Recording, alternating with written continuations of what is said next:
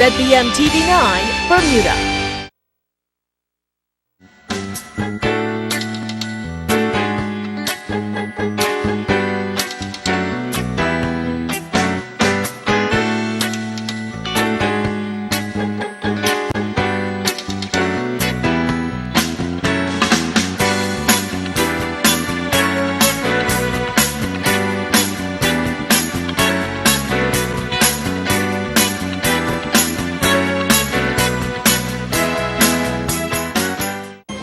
Live from Bermuda Broadcasting, this is ZBM TV9 News. Good evening, everyone. It's Friday, March 24th, 2017. I'm Diane Brewer, and thank you for joining us tonight. Topping our news, 10% of patients should not be occupying the acute care wing at the hospital, according to the Bermuda Hospitals Board. With the hospital bed situation declared in crisis, hospital and nursing chiefs are working to find ways to relocate those patients while healthcare needs are changing with a rapidly aging population due to chronic illnesses. Well, I'd like to speak about that a little bit. For good reasons, physicians and nurses are advisors and experts in the care of acute patients. However, we are not in a position to, in quotes, kick someone out of the hospital. That's not our role. We cannot aggressively discharge, and unfortunately, this allows for sometimes abuses of the precious resources that we have. And some of this is difficult to avoid. But there are systems changes that could happen in terms of enabling for checks and balances, such as in other countries like the United States, where we depend heavily on a payer insured payer service. This is where empowering the system to use those resources wisely is important, and that really has to happen at a political, structural level. But I think the bigger issue from my perspective, we just don't have enough skilled and unskilled nursing home beds in the community. So patients have nowhere to go if they require care or supervision after their acute illness. But I think just to add, this is Judy Richardson. I think to add, we're currently working with all of our stakeholders in the community on a long-term care plan, but at the moment we're trying to ensure that we have the case managers and the discharge planning to involve the family from the beginning, and that's one of our big strategic initiatives this year, to empower the patient and the families. Dr. Edward Schultz, Chief of Emergency and the Hyperbaric Services, says the hospital is working with the same amount of beds. However, the number of elderly people needing treatment has increased. What we're seeing, and this is what's really happening everywhere in the developed countries, is that the fastest growing segment of the population is over 85, at age 85.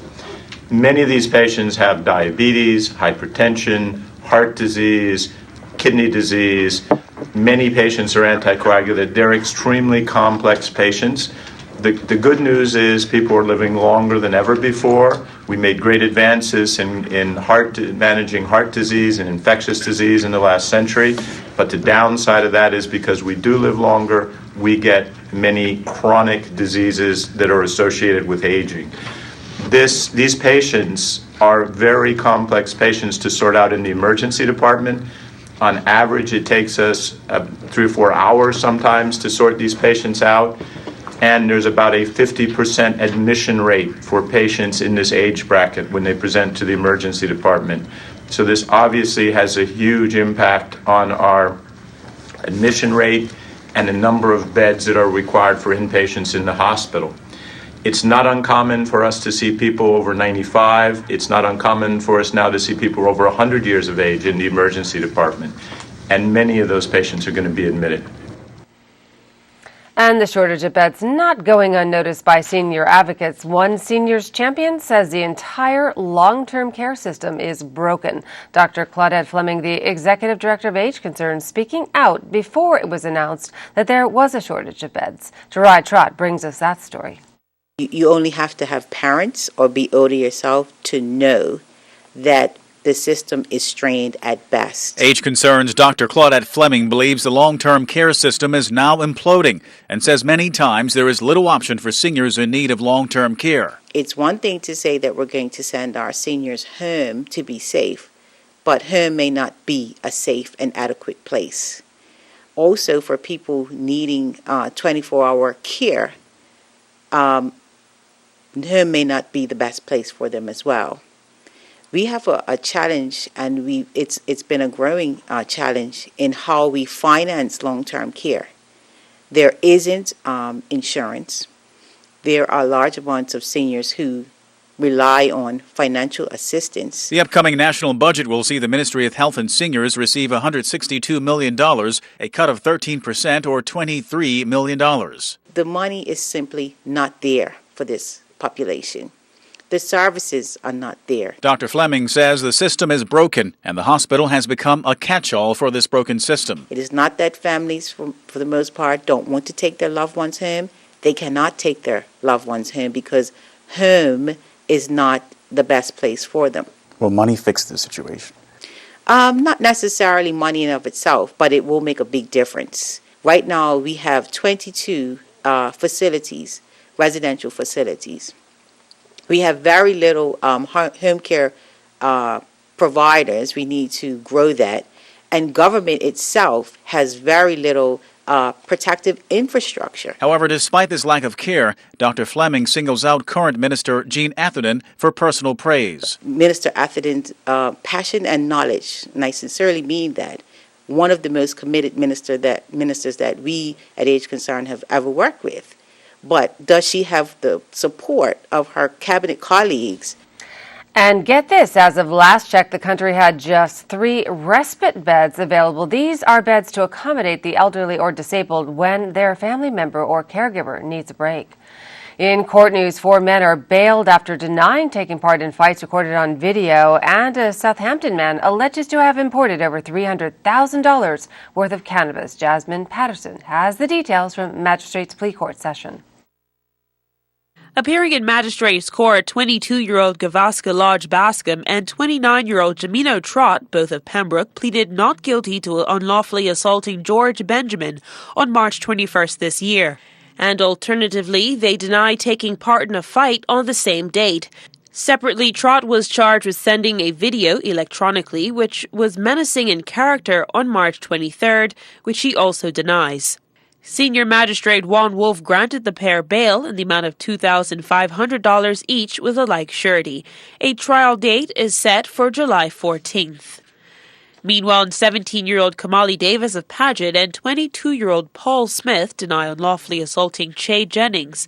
And in the alternative, they deny taking part in a fight on March 21st in Pembroke. They were both bailed in the amount of $2,500 each with a like surety. They are ordered to report to the Hamilton Police Station weekly and not to contact Crown witnesses. A trial date was set for July 7th. Jasmine Patterson reporting for Bermuda Broadcasting News. Business owners on Court Street are concerned that the closed-circuit TV cameras in the area are even functioning. This is in the aftermath of 2 recent violent attacks on individuals in the area, a situation some business people contend is taking a toll on their ability to earn a living. Gary Moreno tells us more. Given the concerns of not only business owners but a number of residents, we asked the Bermuda Police Service a simple question. Can the BPS confirm or deny that the CCTV cameras in Court Street are not in working order? All that required was yes, the cameras are working, or no, they're not. Instead, a spokesperson for the Bermuda Police Service told us the CCTV network provides 150 cameras in 85 locations, including 19 license plate readers. There is a robust maintenance regime in place to ensure regular service of cameras, as well as to retrieve data on those rare occasions when there is a problem with the wireless signal. Overall, the cameras are in good working order and have proven useful in the investigation of various incidents around the island, ranging from traffic collisions to more serious crimes such as murders, and are always an investigative option. Nothing to do with the question we asked, and as you might imagine, did little to assuage the business owners and residents we spoke with who complained about the continued less than desirable behavior in the area. which they tell us had subsided after the introduction of community action teams. However, they lament it's been some time since they've seen the so-called CAT officers come by.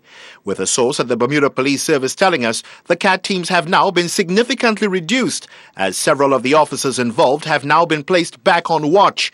What is particularly worrying those people we spoke with contend is that these incidents occur a block and a half to 2 blocks away from the Hamilton police station.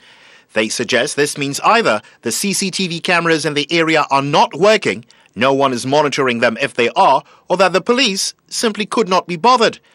Meanwhile, we were advised to contact BAS Serco, the company which installed the new CCTV system, to find out whether the cameras in Court Street are in fact working. But a spokesperson there would tell us only they could not divulge that information and that we should find out from the Bermuda Police Service. Well, remember what they told us when we tried. Interestingly, though, one of those individuals willing to speak with us suggested, quote, "There's an election coming, so hopefully something will be done to deal with all this, even if it's only to get some votes," unquote. Gary Moreno, reporting for the Bermuda Broadcasting News. Meantime, the current level of violence catching the attention of the opposition Progressive Labour Party, Walter Roban, the Shadow Minister for National Security, says acts of violence should not be something residents should be made to live with while not addressing any specific incidents. He gave this preliminary statement to Bermuda Broadcasting News. Well, any sort of unprovoked violence or any violence against a person we condemn in every way possible.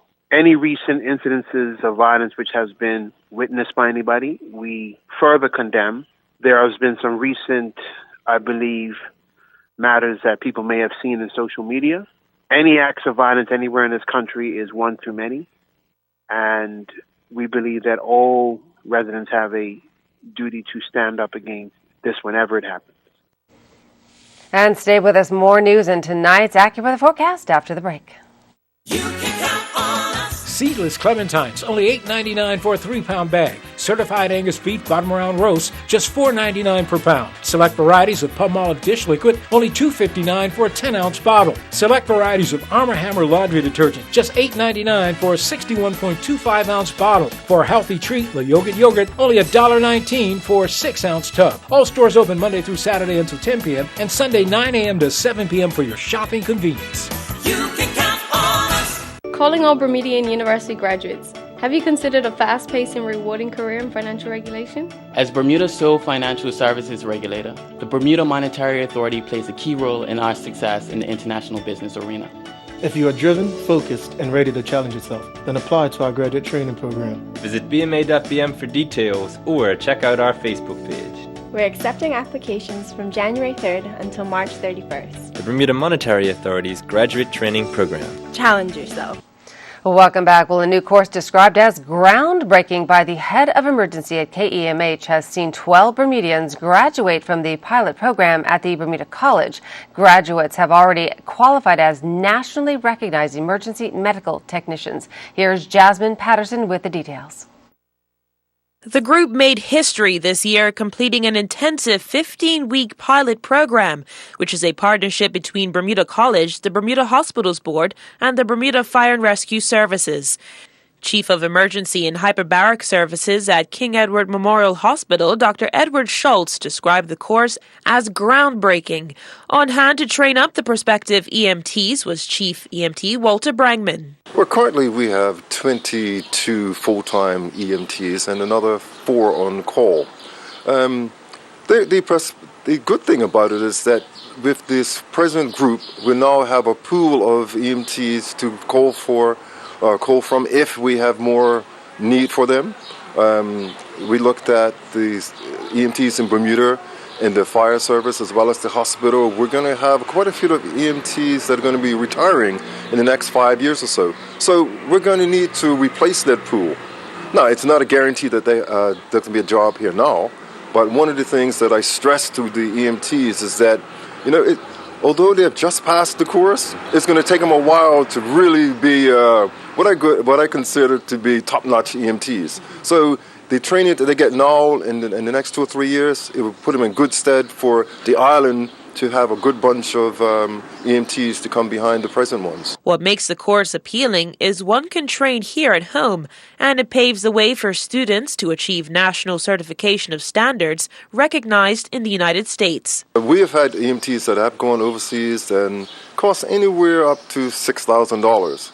And the cost here at Bermuda College was a fraction of it. And the good part about it is that the ultimate goal was to get the National Registry of EMT certificate. And they were able to, 2 of them so far have been successful at it. And for the cost, it was like a third of the cost.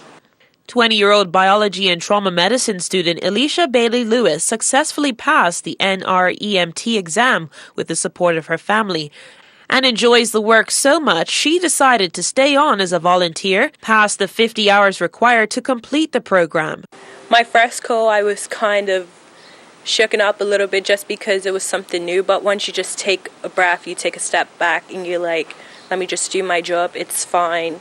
You have some hard times working with kids and elderly people.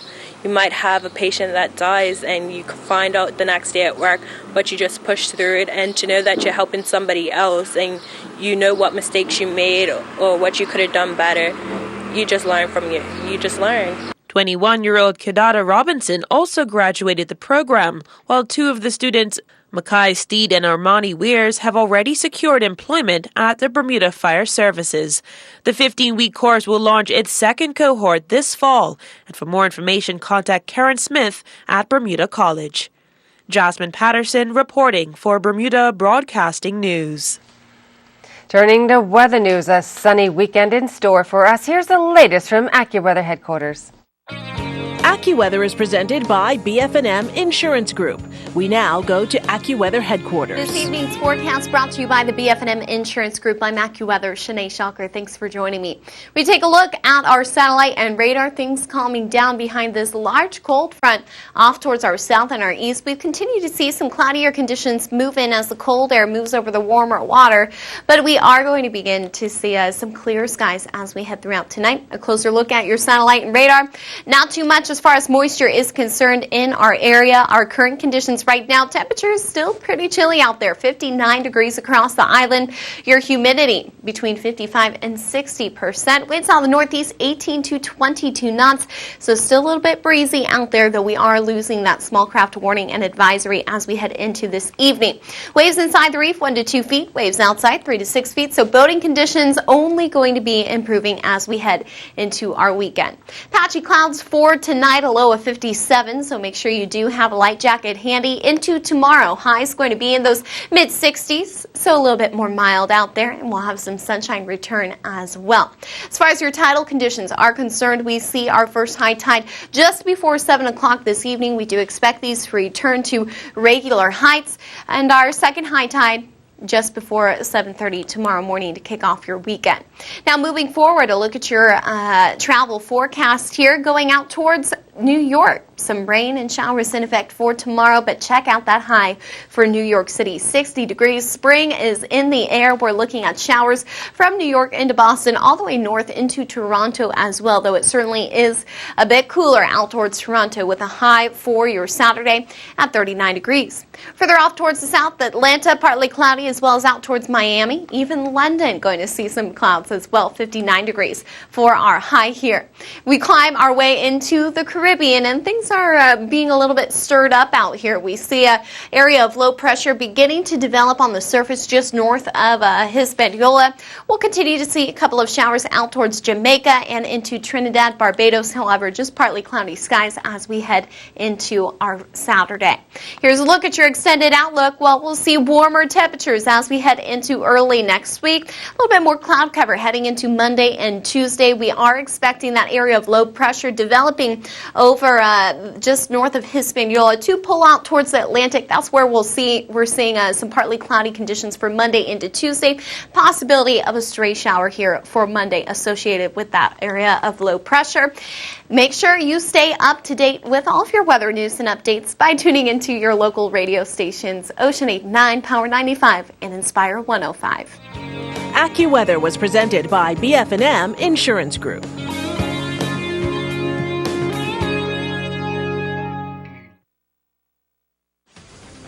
the Department of Youth, Sport, and Recreation presents Passing the Torch, the 36th Annual Sports Awards Celebration.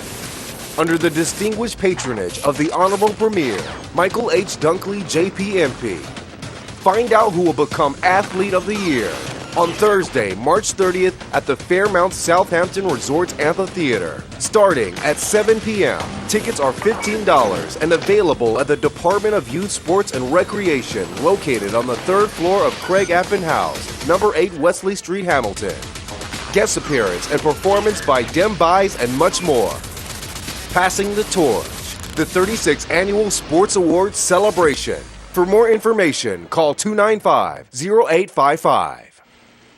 Turning to sports, Bermuda's Delray Rollins was out early on day 2 in his preseason debut game, and Challenge Cup final teams decided. Earl Baisden has tonight's sports report.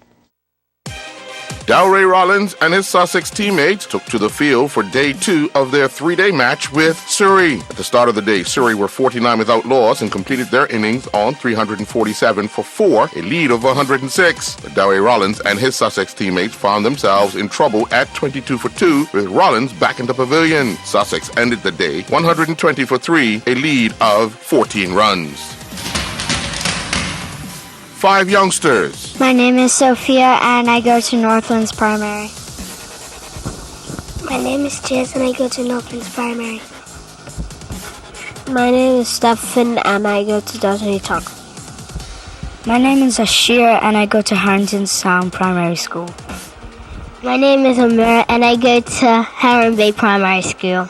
Following the conclusion of the Pee Wee cricket program were the lucky recipients of the Tokyo Millennium Rees sponsorship to attend the upcoming Bermuda Cricket Board's Easter Camp. Victoria Cunningham from Tokyo Millennium Ree expressed the company's delight in the venture. Tokyo is a proud sponsor of the Bermuda Cricket Board and their Pee Wee and 8 and Under cricket leagues, and we're delighted that we've been able to give the opportunity to these 5 superstars of cricket who hopefully will be the future of cricket for generations to come, and we look forward to seeing and hearing some good things from them. Amira Richardson Swan said what her favorite moment of the Pee Wee cricket program was. My favorite part of the camp was that I built up my mom and she had to use the tea. You should say her name so she embarrasses her completely on that. Roxanna Richardson. The North Village Rams advanced to meet the PHC Zebras in the FA Challenge Cup final following their come-from-behind 3-1 victory over the Dandytown Hornets last evening at the BAA Field. North Village Rams head coach DeVar Boyles discussed the team's performance. We're pleased. We just felt that in the last match we didn't do enough. The finish, and even tonight, like the bizarre incident at the end where you see 2 forwards passing the ball along the 6 is incredible. But we did enough today. I think the biggest thing for us was just recognizing the moment. I thought that whoever executed quicker was going to take advantage, and I think Dandytown had opportunities. We have our opportunities. We just recognized the moments that we had and did a little bit better in those moments. Nathan Trott's wait for his debut for England's under-19s continues as he was not included in their European Championship team's qualifier against Spain earlier today. England recorded a 3-0 win. Work Academy won the Bermuda School Sports Federation's middle school girls basketball final in a low-scoring game. They defeated Bermuda High School 11-1. Riley Jackson led Work Academy to victory with 6 points as she was named the MVP, while Amelia Otham was named the Bermuda High MVP. Samaya Dunn scored their only point. Work Academy overwhelmed Mount St. Agnes Academy 35-18 in the middle school boys final. Warwick's Dalen Craft led all scorers with 17 points, while MVP Adam McDonald added 11. Kaylin Burgess scored 11 points for MSA, while MVP Owen Botello scored 7 points. The senior school girls all-star match was won by the red team. MVP Siane Hall from the Barclay Institute led all scorers with 14 points. The Kaya Dorm from Salters Grammar won MVP for the blue team, scoring 7 points. The red team won the boys match 71-50. MVP Zach Johnson from MSA scored a game-high 26 points. The blue team were led by Jarrell Smith from Cedar Bridge Academy with 19 points. The 2017 Legends of Squash event, featuring 7 former world champions, will also showcase Bermuda's national squash champion Micah Franklin. Franklin, who has had a stellar season, reached his first PSA Tour final and retained his national title for a third time. The full lineup of the Legends includes the iconic rivals of Jonathan Power from Canada and Peter Nicol of England. Double world champion David Palmer of Australia returns as the defending Legends champion. Fellow Englishmen Simon Park and Lee Beacho are confirmed for the 2017 event as well. Megastar Peter Marshall, the double-handed player who famously reached world number 2 before succumbing to chronic fatigue syndrome, ended his quest for the top spot. He will also be in attendance. The Legends of Squash will be held entirely at the Bermuda Squash Rackets Association Club in Devonshire, with matches starting each night at 6 p.m. The 8-man draw sees 4 matches played per night beginning April 18th through to the 21st. 11 of the 12 who competed last year in Rio for Team New Zealand have been named in a high-performance squad, including Olympic 49er champions Peter Burling and Blair Tooth, who are also key members of the Emirates team, New Zealand's quest to win the upcoming America's Cup right here in Bermuda. Work Academy deputy head girl Kate Stewart has also been selected as a New Zealand Sailing Olympic fast track team member. Well, it would all come down to one game in Bermuda Bull Hockey playoff action, as it's now tied at 1-1 and will need a Game 3 tiebreaker. The Sarina, Sting, and Vancouver Giants have split the first 2 games. Game 1 saw the Vancouver Giants defeat the Sarina Sting 4-1 with 4 goals from Cameron Poland. Christopher Scott scored the lone goal for the Sting. Game 2, however, saw the Sarina Sting edge the Vancouver Giants 4-3 in overtime. The Sting would take a 1-0 lead in the first period with a goal off the stick of Matthew DeJargin. The Vancouver Giants would go ahead 2-1 in the second period with back-to-back goals from Corey Cuyat. The final period, the Vancouver Giants would take a 3-1 lead with a goal from Warren Miller. But the Sarina Sting will get 2 goals from Christopher Scott to send the game into overtime. The Sarina Sting would get the all-important goal in overtime off the stick of Jeff Marash. Taking a look at weekend sporting activity, tonight we'll see the start of the 2017 Kappa Classic at the National Sports Center. Also at the National Sports Center this evening, a women's field hockey top-of-the-table clash featuring the Ravens and Budgies got underway at 6:30 p.m. Tomorrow we'll see a full day of activity at the National Sports Center as the 2017 edition of the Kappa Classic continues. Also on tap on Saturday will be the Bermuda Netball Association's league season resuming at Bernard Park. The BLTA ITF Under-12 trials continue at the WER Joe Tennis Stadium, while the Corona League season resumes at the BAA Field. Turning to Sunday at 8:30, the Raymond Swan 8K Road Race will get underway at the West Pembroke Primary School. The Winner's Edge National Mountain Bike Championships will take place at Ferry Reach. Hinson Hall will host a horse jumping show. The Kappa Classic will conclude at the National Sports Center. A Premier Division football match featuring the Devonshire Cougars and Boulevard Blazers will kick off at 5 p.m. at the Devonshire Recreation Club. I'm Earl Baston with Bermuda Broadcasting Sports. Now here's the latest edition of the ACBDA's Michaela Minute.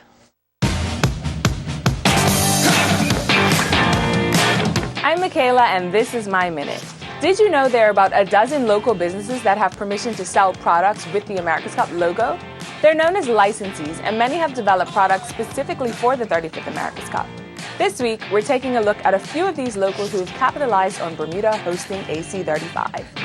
Cab's founder Rebecca Singleton has created designs inspired by the speed and agility of the boats and Bermuda for her collection, made up of Bermuda shorts, swim shorts, and more. Lifestyle code duo Carlita Burgess and Mickey Richardson Kane started their business once Bermuda won the bid and sell a variety of branded items including waterproof canvas bags, metalware, umbrellas, and more. Davis's of Bermuda has produced a line of AC commemorative shirts for adults and children as part of their offerings. The line includes souvenir tees, polo shirts, and sweatshirts. Tiny Wins the America's Cup in Bermuda is the latest offering from award-winning author Elizabeth Mulderick. Her goal with the story was to show children that they too could be winners and be excited about AC35. We'll meet more licensees in future episodes. I'm Michaela, and that's your Minute. Save more than half price on Purdue fresh chicken leg quarters, only 99 cents per pound. For a healthy salad, Bermuda-grown green leaf or romaine lettuce, just $2.99 each. For a quick meal, Grace corned beef, only $3.49 for a 12-ounce tin. Sargento sliced cheese, just $4.49 for a 6.67-ounce package. 4 rolls Scott White toilet tissue, only $7.79. Visit our website, www.marketplace.pm, for more weekly specials. You can count on us. And that's our newscast for tonight. I'm Diane Brewer. Thank you for sharing your Friday evening with us. Everyone have a wonderful evening and weekend. Good night.